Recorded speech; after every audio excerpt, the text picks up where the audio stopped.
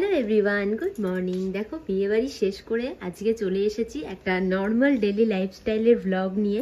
তো সকাল সকাল স্নান ধান কমপ্লিট করেছি। আর দেখো আজকে সকাল থেকে খুব বিজি ছিলাম। দেখো সব কিছুকে সুন্দর করে গুছিয়েছি, আজকে সব ঝাড়া মোছা করেছি একটু, এই জন্য একটু বেশি বিজি আজকে সারাদিন। তার মধ্যে গুড নিউজ হচ্ছে দিদুনরা আসবে, তো যার জন্য হচ্ছে আরও বেশি এক্সাইটেড আর কি। তো এই বিছানা টিছানা উঠিয়েছি, তারপরে ঠান্ডার দিন তো তোমাদের দাদাভাই এসে আর লেপ কম্বল খুলে দিয়েছে। আর এদিকে হচ্ছে বিয়েবাড়ির সব জামা কাপড় গুছিয়ে রেখেছি, এদিকে আরও এক বালতি আছে গোছাবো। তো চলো সকাল সকাল আগে কিছু খাওয়া দাওয়া করি, তারপর কাকিমা চলে এসছে রান্না করতে আর দিদুনরাও আসবে। তো কি কি রান্না হবে, কি হবে না হবে সব কিছু শেয়ার করবো, অবশ্যই সঙ্গে থাকো কিন্তু। আজকে সকাল থেকে ভীষণ ব্যস্ত ছিলাম, সব কাজবাজ সেরে চলে এসেছি একটু নিজের সকালবেলা টিফিন করতে। তো দেখো কালকে দুটো রুটি ছিল, পেঁয়াজ কলি বাঁধাকপি এই সব দিয়ে কিন্তু সকাল সকাল একটু ব্রেকফাস্ট করে নিচ্ছি। খুব তাড়াহুড়ো করেই খাচ্ছিলাম, তার কারণ দিদুনরা চলে আসবে আর দিদুনরা এলে পরে গল্প করব, দিদুনদের খাবার দাবার দেবো, তারপর তো আরও কাজ আছেই। আর ভেবেছি আজকে কিন্তু রান্নাবান্না একটু আমিই করব, কাকিমা সব জোগাড় করে দিবে আর আমি করব। বলতে বলতে কিন্তু দাদু দিদুন চলে এসেছে। হ্যাঁ, কি দিয়ে খাচ্ছ বলো? মেশানো তরকারি, বেগুন ভাজা আর রুটি।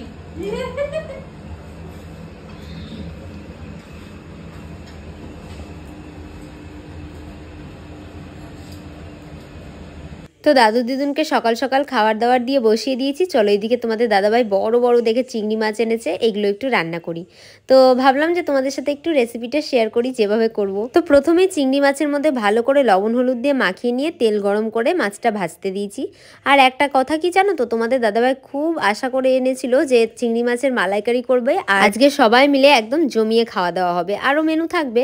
তো দুঃখের বিষয় কি জানো, দাদু দিদুন আবার বলছে চিংড়ি মাছ নাকি তারা খায় না, ইলিশ মাছও খায় না, দুরকম মাছই এনেছিল। তাই ভাবলাম দুরকম আর করবো না, যখন খায় না একরকমই করি। এরপর মাছটা ভেজে উঠিয়ে নিয়ে ওই তেলের মধ্যেই একটু শুকনো লঙ্কা, তেজপাতা আর একটু জিরে ফোড়ন দিলাম। আর আলুগুলোকে বেশ লবণ হলুদ দিয়ে একটুখানি ভেজেই পেঁয়াজগুলোকে দিয়ে দিলাম। পেঁয়াজগুলো ভাজা ভাজা হয়ে যাবে, আলুগুলোও ভাজা ভাজা হয়ে যাবে। এদিকে জিরে, আদা, লঙ্কা, টমেটো, পেঁয়াজ, রসুন সব কিছু দিয়ে একটা পেস্ট বানিয়ে নিলাম। ব্যাস, আলুগুলো বেশ ভাজা ভাজা হয়েছে, একটু সেদ্ধ হয়ে গিয়েছে। এরপর মশলাটা দিয়ে দিলাম, তার কারণ মশলাটা আবার ভাজতে ভাজতেও আলুটা সেদ্ধ হবে। এদিকে ওপর থেকে একটু লঙ্কার গুঁড়ো দিয়েছিলাম আর একটু ঘি দিলাম টেস্ট আসার জন্য। ব্যাস, তারপর গরম জল করে দিয়েছিলাম আর ঝোলে ফুট এসে তারপর দিয়ে দিয়েছিলাম হচ্ছে মাছগুলো। তো জানো তো গল্প করতে করতে না ভুলেই গিয়েছি যে আমি ভিডিও নিচ্ছিলাম। তো যাই হোক, তোমাদের তো মেনুটা বলে দিলাম। তবে মাছটা কিন্তু সত্যি অসাধারণ হয়েছিল।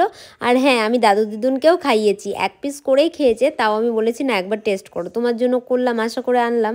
এদিকে শাক, মটরের ডাল, আর এদিকে আমি কাকিমাকে সব কিছু সুন্দর করে প্যাক করে দিয়েছি। আর কাকিমাকে বলেছি যে আমি তো প্রত্যেকদিন তোমার হাতের রান্না খাই আর তুমিও খাও, তাই আজকে আমার হাতের রান্না খেয়ে বলবা যে কেমন হয়েছে। মাঝে মধ্যেই যখন আমি আমার হাতের রান্না করি বা কিছু করি, কাকিমাকে অবশ্যই টেস্ট করাতে ভুলি না, তার কারণ কাকিমা আমাকে খেয়ে রিভিউটা দেয় যে কেমন হয়েছে। যদিও বা খারাপ হলেও কাকিমা কখনো বলে না যে খারাপ হয়েছে, তবুও আমার ভালো লাগে কাকিমাকে টেস্ট করাতে। যাই হোক, এদিকে দেখো কাকিমা আর দিদুন দুজন মিলে আমাদের আশীর্বাদের ভ্লগটা দেখছিল। আর এইদিকে দেখো জামাই চলে এসেছে, কাকিমাও চলে গেছে, রান্নাবান্না শেষ। এইদিকে আমার জানলা দিয়ে দুপুরবেলা এত সুন্দর রোদ ঢুকে যে দাদু দিদুন আমরা সবাই মিলে এখানে গল্প করছিলাম। চলো খাওয়ার সময় হয়ে গিয়েছে, সবাই একসাথে এবার খাই। আর আজকের মেনুতে ছিল ভাত, টমেটো দিয়ে মটরের ডাল, পালং শাকের চচ্চড়ি, বেগুন ভাজা, আরও ছিল হচ্ছে গিয়ে চিংড়ি মাছটা, আর হ্যাঁ শাক ছিল। আর সকালবেলা কাকিমা রুটি করে দিয়েছে, তাহলে সকালবেলার ব্রেকফাস্ট হয়ে গেল, আর রাত্রেবেলা যারা রুটি খাবে তাদের জন্য রুটি। তো এই হচ্ছে আজকে আমাদের মেনু ছিল। এখন আমরা সবাই মিলে জমিয়ে খাওয়া দাওয়া করব আর আড্ডা দেবো। আর তোমাদের দাদাভাই আবার আজকে রুটি খাওয়ার ইচ্ছে হয়েছে, তাই আমি দুটো রুটি আর একটুখানি ভাত দিয়ে সব কিছু সাজিয়ে দিয়েছি। আর সাজানো থালা দেখতে যেমন ভালো লাগে, খেতেও তেমন সুন্দর লাগে, কি তাই না বলো? ছড়া বলছো, বলো কেমন লাগছে? মাছটা আমি করেছি, ডালটা আমি করেছি,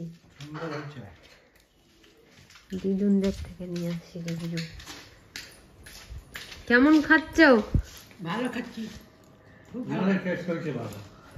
মাছটা তোমার নাতনি ডাল, ডাল মাছ এগুলো আমি করলাম, আর বাদ বাকিগুলো কাকিমা করলো।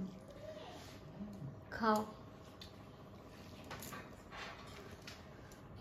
এখন খাওয়া দাওয়া করে একটুখানি বসলাম সবাই মিলে আবারও রোদে, খুব আরাম লাগছিল। আর আমি সবার ভিডিও ক্লিপ নিচ্ছিলাম। দাদু বলছে কে আছে দেখি, আমাকে দেখাচ্ছে, তাই আমি বলছি দেখো, দেখতে পাচ্ছ। আসলে সবাই মিলে এক জায়গায় হয়ে গল্প করা, আড্ডা দেওয়া, খাওয়া দাওয়া করার মজাই আলাদা, তাও শীতের দিনে একদম রোদের মধ্যে।